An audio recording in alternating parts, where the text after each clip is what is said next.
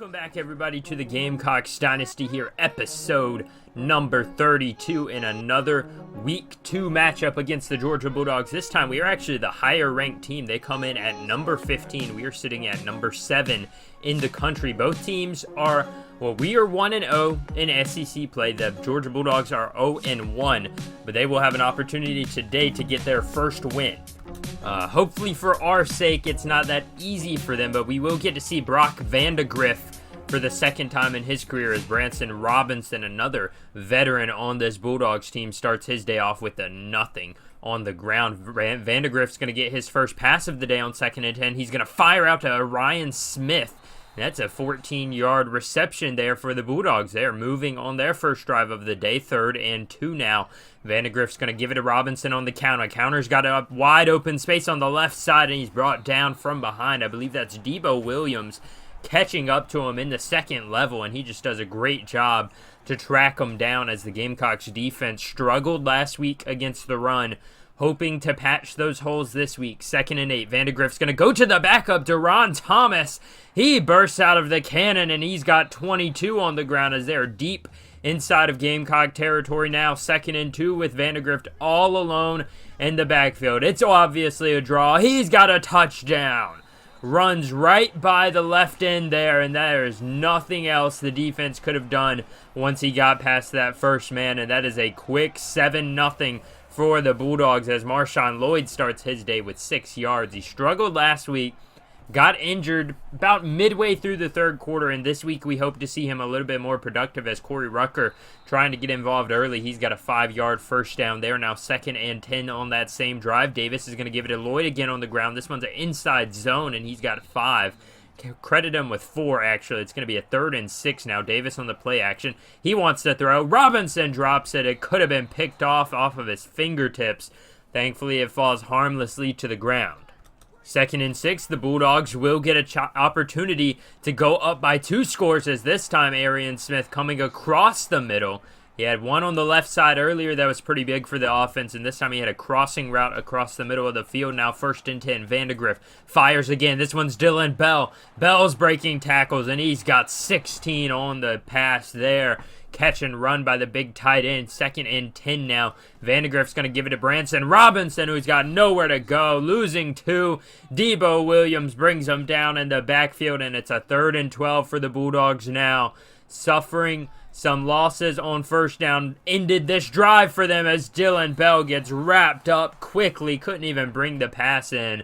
And the Gamecocks get the ball back, hoping to be a little bit more productive on 1st and 10. Sampson does just that on the slant. He's caught from behind. Almost off to the races, but a 22-yard catch where it stands now. 3rd and 6, though. Braden Davis. He wants to throw. His pass is nowhere near DJ Long. And that one's going to be another punt for the Gamecocks as we enter the final minute of the first quarter. Brock Vandegrift's in the I formation. They have lined up in the I formation a ton so far in this game. Let's see what they do with it this time. It's another pass. Vandegrift's going to throw it to Bowers on the quick route. He's going to lose 3 yards. Just a little dump pass forward. But Bowers was barely open for the catch, much less getting any yards. And Branson Robinson fighting for the yardage, but he is finally brought down on a 3rd and 8. He was not able to get the first down, so the Gamecocks with good field position here after pinning them deep, and Marshawn Lloyd starting the drive with a 10-yard run. It's going to set up a 2nd and inches now, 7.5 minutes and counting in this second quarter. It's going to stay with Marshawn Lloyd on the read option. He's got a first down for the Gamecocks. 2nd and 10 now, Braden Davis with Lloyd to his right continuously. This one's a pass play. Marshawn is going to go across the middle. Instead, Scott Hall is the man that gets targeted there. That's a 16-yard catch by the tight end, one of Davis's favorite targets. Now 2nd and 10, he's going to find a touchdown to Brandon Robinson on the little post route up the middle of the field. And just a beautifully run route by the receiver, Brandon Robinson. He has not had a huge role in this offense up until this year, and he has been very, very good despite some mistakes. 1st and 10 for Brock Vandegrift, and the rest of the Bulldogs offense, Ryan Smith. He's got 5 yards. He is quickly becoming the most targeted receiver for this receiving core of the Bulldogs. Now 3rd and 7 with about 5 minutes remaining in the second quarter. Vandegrift on the screen. He's going to find Branson Robinson. Robinson looking for the first down, getting it and getting lit up at the end of the play. That was Kawan Blanks He's kind of getting his first little bit of experience in very big games like this. 1st and 10. Vandegrift wants to go deep downfield. He's got a man past Banks, but he drops it. Man, that was a touchdown in the hands of the receiver. But instead, the Bulldogs now face a 2nd and 10. Vandegrift's going to fire to Brock Bowers, who's still on this team somehow. He's got a 1st down and then some. 20 yards for the potential Heisman candidate there. 2nd and 8 for Vandegrift and company. He's going to take the snap. He's going to roll back. Fire to the secondary. Adonai Mitchell got the 1st down and then some. O'Donnell Fortune misses the tackle, and it's a 2nd and goal now after a false start for the Bulldogs. They're going to have a chance here as Duron Thomas trying everything, running against the whole team, but eventually he's brought down right at the line of scrimmage. Now 3rd and goal. Vandegrift out of the shotgun. Mitchell's going to come in motion. It is a pass play. Vandegrift wants to go to the end zone, and he's sacked. 8-yard loss on the play. A big one by TJ Sanders, the senior lineman, as the Bulldogs settle for a field goal and go up 10-7 as Marshawn Lloyd trips over some people, but he's got 11 on the ground. 3rd and 10 now. We are in the final minute of this one. Braden Davis is going to fire, and that one's just not even close to Scott Hall. David Daniel once again in coverage, and that would be the 3rd down incompletion, and the Gamecocks would just have to go into halftime here. They tried one last Hail Mary, heave it deep downfield, and that one was about 30 yards past Corey Rucker. So the Gamecocks trail by 3 to the 15th ranked Bulldogs going into halftime. It has been a defensive slugfest so far. Neither team has been able to get their offense going very consistently. Surprisingly, this Gamecocks offense has been struggling, but they're going to start the second half with a 9-yard run on 2nd and 1 now. They're going to get down to a 3rd and 4 after a loss of 3. Braden Davis is going to make a pass play. This one's on the slant to Rucker, who rumbles off a few people, and he's got a 1st down with 6 yards. Struggling for every yard they can now. 2nd and 10. Braden Davis keeps it himself on the option, and he's got a 1st down and then some. Now 3rd and 3, or he's got a 6-yard run on that one. He's going to set up a 3rd and 3. Lavosa Carroll can't set the edge, and he's got a 1-yard gain when they needed 3. Now 4th and 2. In their own territory. Davis keeps it himself on the option, slides, and he's got the 1st down a couple yards past it, and that is a beautifully run play there by the Gamecocks offense. 2nd and 7. Davis is going to go to Lloyd, who pushes a man off of him, and he rumbles down the field for 13 yards on the pass play, and that is a beautifully run play. Now 2nd and 9. Davis in the shotgun, going for the post route. Got his man DJ Long, the freshman, with a 20-yard catch in the clutch and a beautiful throw by Braden Davis. Now 1st and 10. Davis going to bring a man in motion. Sampson gets it on the jet sweep. Nice blocking. One man a beat. Stiff arms him. Pushes his way into the end zone. Touchdown, South Carolina. Landon Sampson on the jet sweep, and he's got a touchdown for the Gamecocks. 14-10 now as we are up by 4. 2nd and 2 for the Bulldogs. They're going to try to answer as both teams looking to get their offense going in this second half. It's a fake to Branson Robinson. Vandegrift looking to throw all the time in the world. Dylan Bell breaks free, and he's got a 1st down and then some. 20 yards on the tight end's 1st or 2nd catch of the day. Vandegrift now 2nd and 6. He wants to throw again. This one's to Robinson, who can't bring it back up into the field. He just trips out of bounds. And that is a loss of 6. They are 2 of 7 on 3rd downs today. Now 3rd and 12, looking to make it 2 of 8, and we do just that. Dylan Bell, 4 yards, nowhere near the 1st down marker, and that is a loss or a gain of about 1. But the Gamecocks quickly to a 3rd and 12. Get it to Corey Rucker on the post route, or on the stream route right down the field. 21 yards, his 4th catch of the day. Corey Rucker finding his role as the number 1 or most reliable receiver in this offense. This offense has been fairly consistent, though. 19 rushes for 20 passes. Rucker again on the screen. This one's going to be a loss of 1. The Bulldogs have held the Gamecocks to be 2 of 6 on 3rd downs as well, so neither team all that successful on 3rd downs today, and this one is no different. A 4th and 14 is where they would have to punt it away. So the Bulldogs are going to get it back with about 44 seconds left in this 3rd quarter. 1st and 10 under center. Vandegrift wants to throw. He's going to go out to the flats, and it's intercepted. Cut off by Stone Blanton. Blanton's going to pick it up at the 20, to the 10, to the 5. Touchdown. The Gamecocks with their first takeaway of the season, and it results in a pick 6 by Stone Blanton.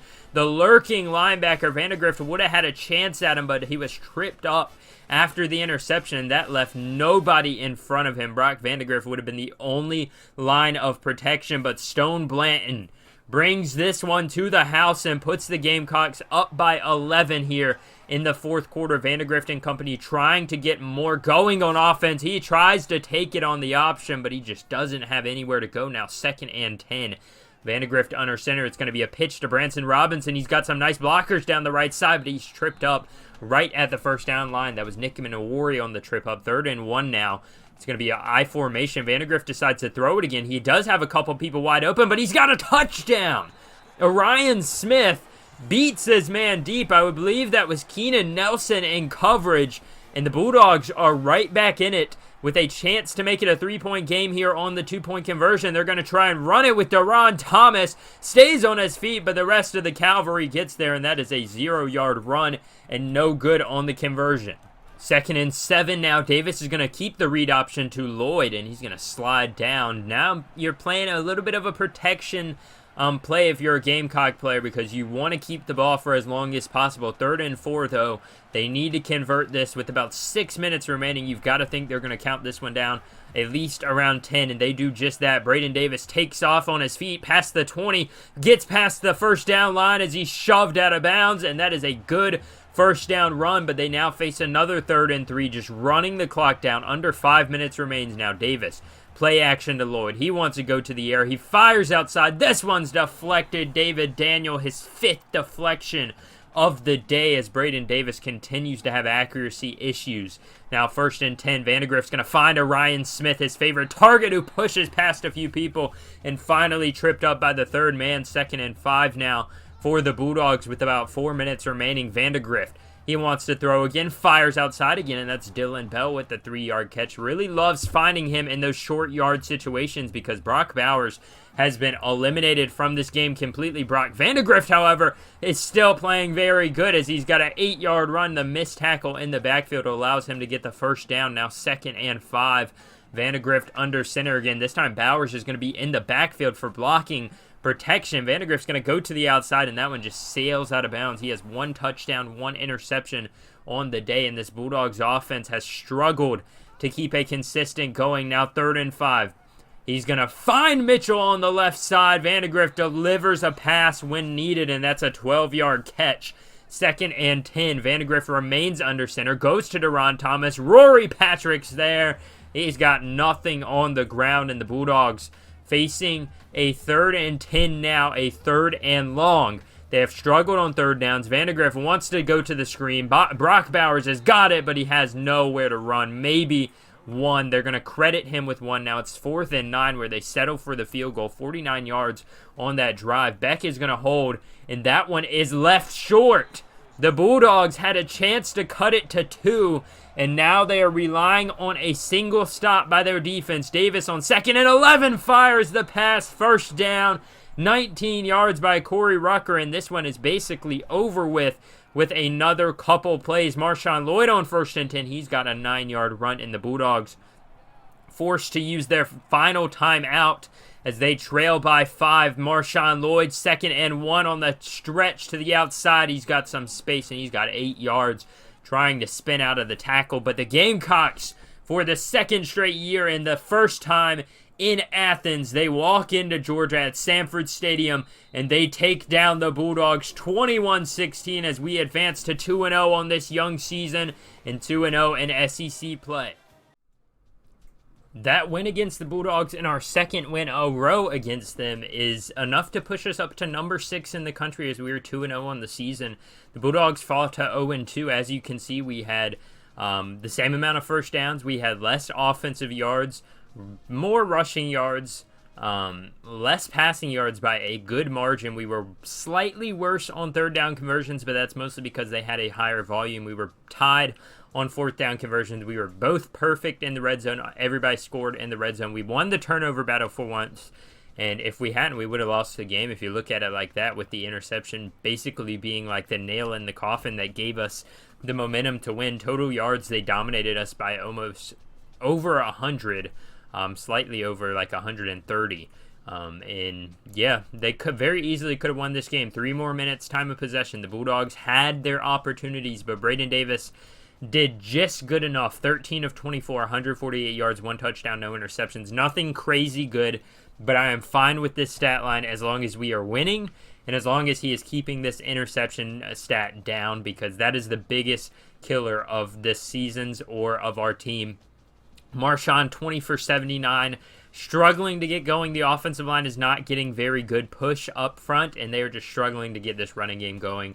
Braden Davis has continued to try his best to alleviate that with his legs, 6 for 22, but he can only do so much. Landon Sampson had the 1 rush for 11 yards and the touchdown, obviously. Receiving-wise, Corey Rucker really stepped up, 6 for 53, as he is pretty much our number 1 receiver now, so he has to step up, and he did just that, catching the game winner, or the game sealer, I guess, on that final drive there that basically stopped the Bulldogs from having any chance. DJ Long had 1 catch. Marshawn had a couple out of the backfield as well, and a couple guys with 1 other than that. Debo Williams led the team with 12 tackles. He had 3 for loss. Stone Blanton was next up with 7, 1 for loss in the pick 6, as well as sacks. We had Rory Patrick with 1 and TJ Sanders with 1. And that is going to be enough to start us off 2-0 in the conference. Obviously, we have a lot to work with still. And we have a lot, and I mean a lot of competition we've got to go through still. Right now, Alabama out there in the West is dominating. They're 2-0. They're number 1 in the country, and they're probably going to be our opponent if we ever make the SEC championship game. But first, we've got to go through Florida. We have to go through number 7, Oklahoma. We have to possibly play Texas at some point in the future. Texas A&M is a team that we play every year, but they just lost to number 2, Florida. Then we've got to go through a couple of other teams. Georgia we beat. We may have to play LSU. I'm not sure of our entire schedule. We've got to play East Carolina at number 24. So there's a lot of competition that we're going to have to take on if we even want a chance, and I mean a chance to win this SEC championship or get a chance to play in the SEC championship, because right now it's a very, very stacked conference. And while we've had a good start, I'm hoping that we will be able to continue to play at such a high level, because we're not going to be able to throw for 150 yards every game and win. As you can see, nothing crazy happening on the recruiting front. I changed points up a little bit just to get a couple more guys going, because as you can see, we're back on some of these guys, but I think we still have a chance, I think we should still have a chance, at least as far as most of these guys. We are leading on Ryan Clayton, which would be a really, really big get for us, in my opinion. Also, we're going after the tight ends pretty heavily still. Glenn Young is a guy that's really interested in us, and Eric Stone. We're probably going to have to drop TJ Wood eventually, because he is letting us fall a lot farther than I would have liked. We're going after Bobby Sutherland pretty hard, and thankfully somehow we're leading on Lawrence Vincent as well as Ike Martinez, so that would be interesting to see if we're able to get any of them scouted a little bit. Now, I did put a couple of points into Mark Scott, the 5-star athlete out of West Virginia. He's 6'2", 273 pounds, and it looks like he's going to be a cornerback at the very minimum, because he's got decent coverage, but he may also be a linebacker, and that's something we could use some help at, or a safety as well. So I am very open to seeing where he can be if we're able to get him on this team, and I would like to be able to, take a couple points away from the other teams, because I feel like our classes could be better than what they're at right now, or what they have been in the past. Top 20, I mean, don't get me wrong, that's good. But it still could use some improvement. And the last thing I want to do before we wrap up this episode is take a look at all of the top 25 matchups, the most important ones. As you can see, we took down Georgia. Penn State dominated Buffalo. They find themselves in the top 15. Notre Dame takes a shot at Louisville, and they win. The Irish are now 2-0 and number 5 in the country. Florida beats A&M by 10. The 12th ranked Aggies, or they fall to number 12. And Florida finds themselves at number 2. Ole Miss 49 points on USC 42, as they are number 18 now, and the Trojans find themselves at number 16. North Carolina dominates the FBS Generic Generals 51-3. Baylor beats the FBS Generic Generals 59-7. They're number 17 in the country. Texas takes down Arkansas, who starts 0-2 on the season in a rivalry game, 49-42 at their home stadium. Purdue 49-37 over Washington. They're able to upset the Huskies, who fall back to 23. Alabama over Colorado Staters. They are now 2-0 on the season. They are going to have a chance to take down a good team in the next few weeks. I believe they'll be taking on Oklahoma sometime soon, but they take down Colorado State 48-17. Wake Forest beats up on Vanderbilt 31-3, who Vanderbilt has not found a way to be good in any of these series or seasons so far. Georgia Tech, 15th in the country, they take down Tulane 38-18. Ohio State 42-7 over the FBS Generic Generals. Oregon squeezes by Michigan State 24-21. Both of those teams find themselves in the last couple spots of the top 25. Oregon jumping into the top 25. And East Carolina dominates Virginia Tech, a team that I think we should be able to beat, but they are sneaky good. 56-20 over the Hokies. Oklahoma, under Marcus Satterfield, Tennessee tries their hardest to upset the Sooners, but under Marcus Satterfield, they are not able to finish it out. Oklahoma scores what looks like a game-winning touchdown there with about 1:40 left in the game, and Tennessee could not respond. So Oklahoma takes that one 30-29. They start out 2-0 their first year in the SEC. LSU beats Arizona State. I was going to say Arkansas State. 38-27. Utah 45-29 over Fresno State. UCLA over UNLV 35-21. And that is all of the top 25 matchups. Next week we will be taking on the 24th ranked East Carolina Pirates. As you can see, Corso is picking us to win this one, but don't take them lightly. Overall rating, they're the same. Offensive, they're the same. Defensive rating, they are slightly worse, but they have the top or number 2 offense in the country just off of their first game of the season. They dropped 56. They've got a top 30 total offense. They have a top 50 rushing offense. We are almost in the last 20 spots of rushing offense. We beat them just barely by passing offense by a couple spots. Total defense, they beat us. Rushing defense, we beat them. Passing defense, they beat us. In turnover differential, they beat us. We are still -2 on the turnover differential. As you can see, they are looking to get a good thing going here as they have an opportunity to upset us as a major SEC team. And if they do, if they have a really good year this year, they went 11-2 last year. If they have a really good year this year, you might be looking at them being in a move to a new conference over a team like Vanderbilt or a worse team in the ACC who will have to swap places with them. Will be interesting to see what they can do, and it'll be interesting to see if we can handle the Pirates in an offense that has protected the ball in their only game and an offense that has dominated in their only game. But if you guys have any thoughts about next week's game, go ahead and comment that down below. If you do enjoy this series, hit the like button, subscribe. As always, I will see you guys next episode.